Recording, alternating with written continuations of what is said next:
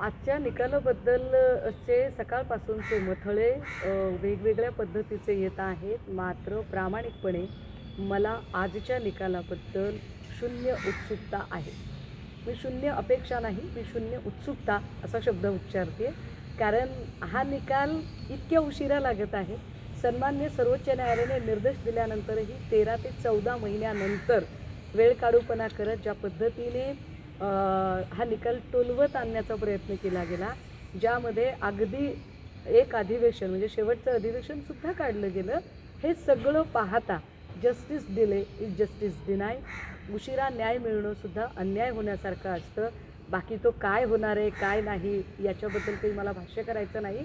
परंतु या निकालाबद्दल आमच्या मनात शून्य उत्सुकता आहे, शून्य हुरहुर कुतूहल आहे.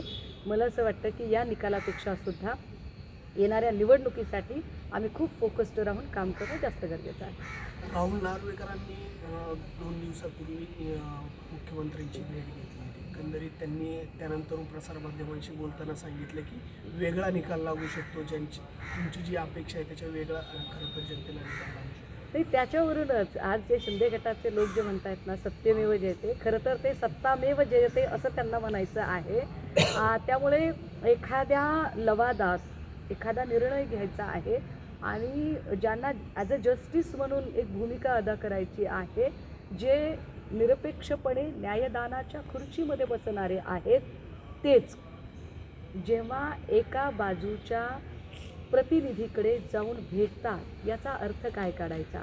भलेही कदाचित ते म्हणतात तसं त्यांचं वेगळं काही काम असू शकतं, परंतु यामुळे प्रतिपक्षाच्या मनात जर साशंकता निर्माण होत असेल, महाराष्ट्राच्या जनतेच्या मनात साशंकता निर्माण होत असेल, तर अशी साशंकता निर्माण होऊ नये याची खबरदारी अध्यक्ष म्हणून श्री नार्वेकर यांनी घ्यायला हवी. परंतु तशी ती घेत नाहीत, किंबहुना ती घ्यावी असे त्यांना अजिबात वाटत नाही. कारण महाराष्ट्राच्या जनतेला काय वाटेल, इतरांना काय वाटेल याची फिकीर करण्याची गरज नाही, असा कदाचित महाशक्तीने त्यांना मूलमंत्र दिलेला असू शकतो. नार्वेकरांवरती कोणाचा दबाव आहे का? त्यामुळं निकालाला एकदम उशीरही गेला आणि आत्ताचा निकाल नाही, मला नाही वाटत नार्वेकरांवर कुणाचा दबाव आहे. उलट मला असं वाटतं की ते खूप छान मैत्री निभावत आहेत आणि अशी मैत्री निभावली पाहिजे ज्याने त्याने ज्याच्या त्याच्या जागा निश्चित केलेल्या असतात आणि त्या जागा निश्चित करून त्यांना त्या त्या पद्धतीने काम करण्यासाठी निर्देश दिलेले असतात. त्यामुळे दबावापेक्षासुद्धा अत्यंत छान हमजोली पद्धतीने खूप मिळून मिसळून महाशक्तीच्या मदतीसाठी जर ते काम करत असतील तर तो त्यांच्या कामाचा भाग आहे. महाशक्तीप्रती एकनिष्ठ राहणं ही त्यांची जबाबदारी आहे. दुसरीकडे जर आपण पाहिलं तर 12 तारखेला नाशिकला मुख्यमंत्री येतात, आपलं पंतप्रधान येतात, ते काळाराम मंदिराला भेट देत होते आणि 22 तारखेला उद्धव ठाकरे खरं तर काळाराम मंदिरामध्ये जाणार आहे. कुठेतरी उद्धव ठाकरे आणि ह्यामध्ये जर आपण पाहिलं तर आधी पंतप्रधान दौऱ्यामध्ये काळाराम मंदिराचा उल्लेख नव्हता, मात्र आता तो उल्लेखही आला आणि ते तिथे जातो. काय आहे, पाण्यासारखा पैसा खर्च करून आणि महाराष्ट्रातले अनेक पक्ष फोडून तोडून जोडून सुद्धा अजूनही भाजपाला हा कॉन्फिडन्स येत नाही आहे की आपण वन वे महाराष्ट्रातलं निवडणूक जिंकू शकू.